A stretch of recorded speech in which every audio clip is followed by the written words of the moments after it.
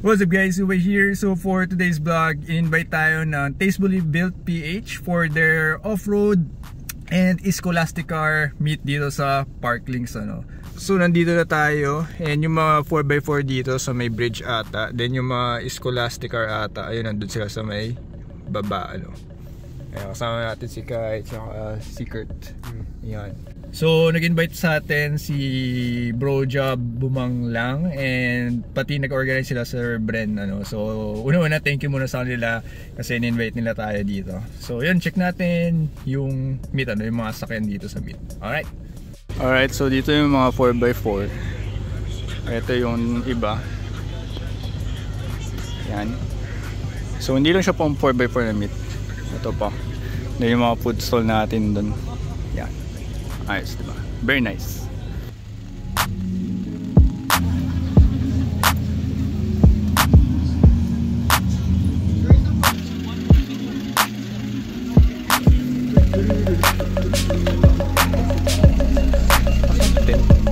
Wala tent, hindi nakita. Fresh na fresh oh. May cover pa yung seats oh. Aha. Stock na mugs. Ayos. O, tapos itong Beetle. May awning, lagayan, roof rack, Saltbird. So ito si Bro Job. Ito yung nag-invite sa atin. So nag-message siya dun sa page ano? Doon ka nag-message siya sa page. So in-invite niya tayo dito sa TBPH Off-Road and Scholastic Car na meet. So yan. Ito yung Corolla niya XL XE. Na ano, tignan niyo sobrang sariwa. So itutour tayo ni Bro. Sige Bro, go. So itong ano car namin, family car talaga namin. Family car, yep. Parang kumbaga kasi binili ng lolo ko sa kapitbahay namin. 2001. Brought brand new by yung kapitbahay namin 1995. Eh hindi masyado nagagamit din ng kapitbahay namin at pang-uwi lang din sa probinsya. Inawitan ng lolo ko. So ayun, napunta sa amin. Tapos nagamit-gamit din naman siya ng lolo ko na pag-practice niya mag-drive. Mga tito ko nagamit din ito dati. Tapos until nung mga bandang 2010s medyo napabayaan na siya. Natambak sa garage, then hanggang ni-renovate yung bahay. Ito naman, natambak naman sa labas kasi wala ginagawa wala space garage, sa loob. Walang space. So naarawan na ulalan, nag-fade yung pintura. Pero luckily yung mga interior parts niya wala namang major pumutok issues, or ano, nasira. So sinikap ko siyang i-restore noong pandemic. Nag-start akong kalikutin to pandemic. Madami na din ako napagawa. So dini-DIY mo din to? Oo. Yun no? Kapwa DIY. Ay, grabe. Oo, natuto ako dun sa ano sa pagtamang wash ng ano. Ay, yung detailing ano, yung pala. Sa Innova mo natuto mag Nakakatuwa naman. Yeah. Kasi dati basta may dala sa car wash, iwan ko na, sige bahala na. So ayun. From there, ni-maintain ko na siya stock. Dati pinag-iisipan kong kung magmo-modify ka no. Set upan siya ng either KTM, Euro, US, pero sabi, naisip ko, closest to stock na siya konti na lang aayusin mo para presentable ulit. So nung pina-repaint namin, sabi ko sa pintor, kunin pa din yung herb na kulay, timplahin yung kulay, tapos i-maintain na lang siguro until magka-budget ulit, saka na natin palitan. Ibang upgrades naman. Ayun no. So sa front, yung bumper kasi niya pwede din siyang JDM. Pwede siyang ma-consider as JDM. PHDM. Same lang ba sila ng bumper nung world class. Ang tawag yan ay world class bumper. So ang siguro ang aim ko lang siguro is makabili ng world class grill din kasi ito pang 94 na spec yung grill. So ito kasi 95. Doon nag-start yung ganitong face ng Corolla. So other than that, yung interior, other parts stock, pati yung seat cover na bili din naman na saka genuine na Toyota din yung seat cover pakita ko na lang. Guys, tingnan nyo, pati yung loob sariwa. Ay, saan natin bro. sige. Oh, yan. Hindi na tama, hindi. Ayan guys. Buti yung dashboard mo hindi siya nagka-crack. May ano siya, may onti lang na separation pero dahil na yun sa init nung natambak siya nung ano nung kinakonstruct yung bahay namin. Pero buong buo pa rin kahit pa paano. Diba usually yung mga ganyan dash, ano ba siya? Plastic ba siya or parang may para siyang foam sa ano eh. Okay. Yeah. Para siyang malambot pa din. Yan. Tingnan natin loob. Sobrang sariwa guys. Seat cover. Akala mo parang bagong labas ng kasa. Pati yung headliner. Yun naman yung flex niya eh. Yung seat cover tapos yung loob. Ayan yung Toyota Otis niya. Yan, Toyota Otis. Pati seat cover legit. Stock na genuine. Alright. So ito din yung pinagkaiba niya sa top of the line is yung sidings. Yung XL and XE kasi naka power manual windows. Tapos yung sa GLI kasi naka power windows na siya. So ito mga naka window riser pa. Ganon. Kaya ito din madalas na parang nabubugbog dati sa mga models na ganito sa variants kasi ito lawan it kasi ito so nababasa siya. So thankfully naman yung sa akin hindi fresh naman siya at hindi naman nabasa. Na-maintain naman siyang fresh. So ayun, parang ayoko na din siyang baguhin eh. Dati nag-iisip ako, sige convert ko nga ng ng power windows. Kaso wag na, nangihinayang ako eh. Para period Para period correct pa yeah. Natutuwa lang din ako pag sinasara yung pinto kasi nandun pa yung ang ng tunog solid. Nandun pa din siya, hindi yung Ayun. So, hindi naman nagkaroon ng issue dito sa makina, no? 'Di ba? Sabi mo nga kanina, naiuwi nyo pa ng probinsya to. Lang, regular change oil lang. Tapos once lang ako nagpa-adjust ng valves nun, yung tappets. Para lang tumiling siya yung takbo.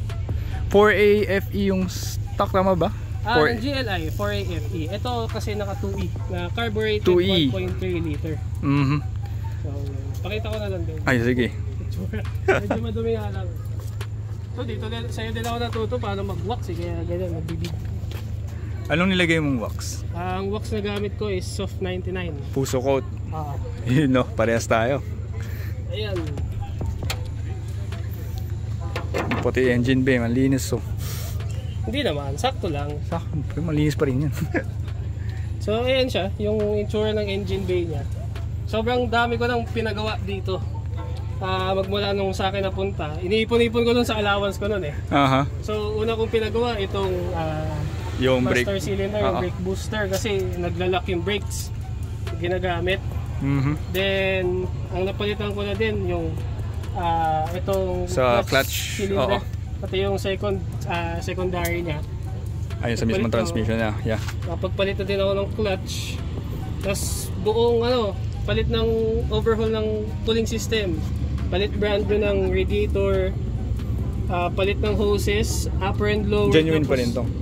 Hindi na. Aftermarket na to na 2 rows. I think Evercool ata to eh. Tapos humanap ako ng fresh na surplus na radiator fan. Yan. Tapos yung mga bypass hoses, yan pinalitan ko. Vacuum hoses, DIY ko na lang, pinanood ko lang maigi paano magpalit. Buti hindi nakakalito yung mga vacuum hoses na yan. Hindi naman. Kasi sobrang simple talaga ng 2E. Sa bagay kasi dito ka talaga matututo mag-mekaniko. Unlike ngayon na puro electrical. Puro electronics. Ito kasi pure mechanical eh. So kung may magkamali man ako ng dyan gawa, takbo na lang ako sa mekaniko. Madami naman kaya. Doon ko na lang isusumbong. So ito, naka-carb siya. Yan. Tama na ito yung carb, di ba? Yan yung carb type nun. Alright, thank you bro sa pag-tour nung Corolla mo. Sobrang sariwa. Medyo madumi lang. Madumi pa ba? Hindi na. Yan. Bro job with this Corolla XE sobrang sariwa. So ito si Bro Donis. Gab. Ba tawag niya? Last name ko yun. Okay. Kaya pala. Sige bro. O nga pala, tara yung mga admins na rin. Ano siya? 1994 Honda Civic. 1994, yep. Ito yung tinatawag nilang ESI, yung top of the line yun, di ba? Pero ito 1.5 LX siya. So LX. Gitna, nasa gitna. Mid-trim, yep. So carbureted yung makina. Alright. 1.5 liter na PH15 yung PH15. Ang tawag dito. Power steering. Naka power steering na Power pala siya. steering siya tapos ano. Okay lang, no probs. Power steering tapos power lock, central lock. Pero manual window and manual side mirror. Okay. Yun. Tapos ito specifically first owned ng parents ko siya. So nabili nila sa Honda sa Quezon Avenue no. March 8, 1994. Yun. Alam pa yung exact date. 1994. Yan ang ano. Yeah, pang ano lang talaga siya kasi pang daily use. So ginagamit mo ngayon, dinitili mo pa rin? Hanggang ngayon. Oh, grabe. 1994. Buti, dinitili mo, na-maintain mo pa rin yung kinis niya. Oo. Actually, kaka-repaint lang nito. Kasi, yung common problem ng mga Civic kasi, diba? Mga 90s na Honda. Oo. Yung kinakalawang yung bubong. Yung bubong, yep. Ang nangyari, pinalitan ng buong bubong kasi. So, ang ginawa, sinabay na lang din yung repaint kasi. So, anong pilitan yung mismong taas lang? Kasi sabi sa akin kanina ni Job, may nabili ka raw, pati yung C-pillar. C-pillar, ito diba, yung likod? Oo. Hindi, yung ginagawa kasi ng mga nagkakatay, pinuputol na dito. Pero ito na talaga yung kinukuha yung gitna. Yeah. Kaya, tsaka yun yung tamang pag-weld. Kasi meron talagang parang welding spot at, yep. Bali, yun lang yung modified na part niya. Pinalitan na siya ng pero pang Civic pa rin yung stock, period correct pa rin, yep. So nakita ko naka-cover pa ng plastic yung legit na Honda yan or parang ano siya? Legit siya na Honda pero bali lang to, parang bagong kasi yeah. Ano siya? Kung magpapa-PMS kasi sa kasa parang nilalagyan nila ng plastic Pero putik, pati yung dashboard na linis pa rin, buong buo. Walang biyak. Walang biyak ko. Yan ang Civic. Ano ba, tapos 13-inch lang ba to? 13-inch na alloy. Stock din to? Stock siya talaga. Tapos ang Rota yung gumawa pala niya. Talaga? Nakasulat sa likod may nakalagay na inscription. Hindi NK gumawa. Rota. Shit, ngayon ko lang nalaman yan may gumawa pala ng Rota ng mags. Bali so nasa loob yung nakasulat na Rota. So hindi siya makikita dito sa labas. Ang nakuwento nung nag-comment kasi doon sa post ko yung may-ari ng company. Ang sabi nila, yung Honda daw ang nagbigay ng design sa kanila nito. Tapos sila gumawa, nag-produce. Putek. I learned something new Rota pala gumawa niyan. Tayo na. Hindi ko alam yun. Usually ngayon, ang alam ko lang na makikita mong Rota sa mga binibenta ngayon yung nasa BT50 na Mazda. Ayun. Yung Pangolin, Rota gumawa nun. Pero hindi ko na-expect ito. Stock wheels yun. Pero dati alam ko, Rota gumagawa rin ng mags para sa Mitsubishi ata. Yes. Yeah, yun. Pero wala akong alam tungkol dun sa Honda, gumagawa din pala sila. Interesting Pero dito wala kang nagkaroon ng ibang issues. Wala, common maintenance. May yun lang yung mga fluid change ganun. Pero wala kang like any breakdowns. Wala. Grabe. Reliable naman siya. Reliable. Kahit na luma. Ang 30 years na to next year.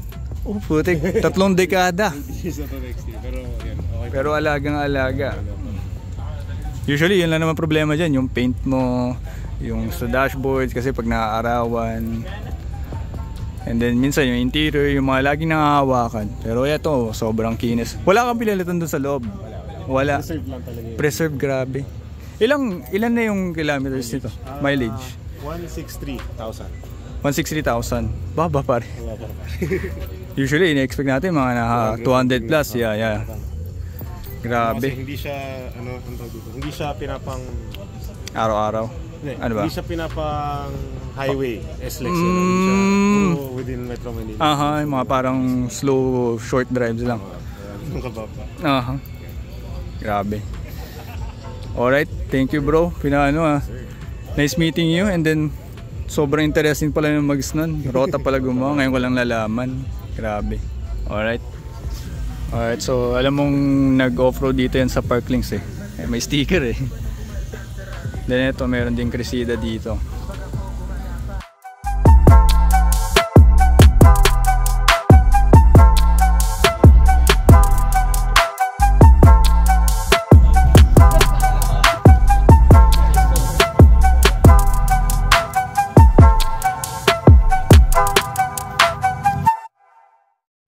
So, ito si Sir Bob.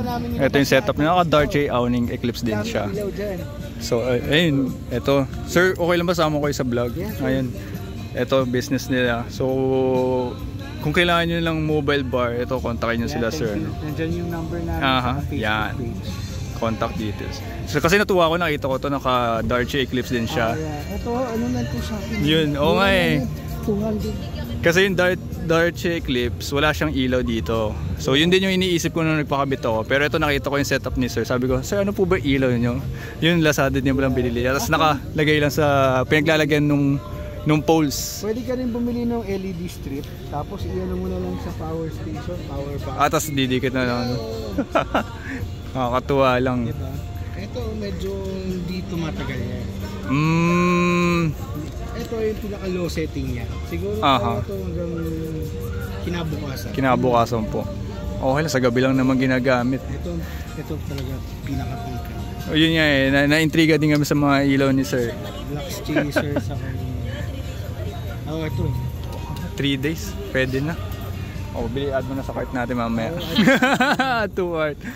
Ayun. Add na rin kami sa Facebook, pati yung page namin. Sige po sir. Hinihingi ko yung contact niyo sa page. Kasi yung Vitara yung setup niya. Nandito din sila last time ng 4x4 Expo. Ayan. Thank you kay Sir Bob. Thank you bro. Peace bomb po yun. Ayos eh, natutuwa talaga ako dun.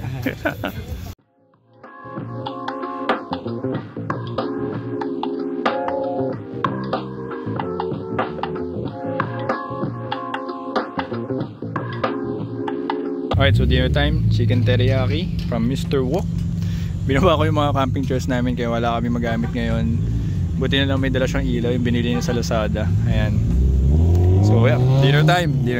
3 pieces na voucher from The Rail. 10 pieces na 500 each from Wheelworks. 1,500 each, 3 peraso from D-Right Auto. J-Lo, 3 peraso for 1,000 voucher. Strict Media, 2 pieces na t-shirts, 10 pieces keychain, and 20 stickers. Then Fitment Lab, 1 fitment package for hatch or sedan. Yun ang pa-raffle. 100 pesos na raffle entry. Alright. Pwede nyo itong magpalalunan. Sige. Pasok kami yan. Mamimigay rin po ako just now mga boxes ng Aguila Autoglass raffle items. Yun And, mamimigay ko na rin ng mga personal items ko. Oy, seryoso yun. Para maitawid ko to. Thank you. Yun lang. Nice. Ay, support you. WhatsApp pala sa Facebook and YouTube. May Facebook. Meron lahat. Like TikTok and tsaka share. Instagram. Yan. Hindi mag-like and share, hindi makakauwi. Yun, thank you. Sige, 3. Malalapit dito sa bridge. Picture take. Guys. Tabanan lang kami.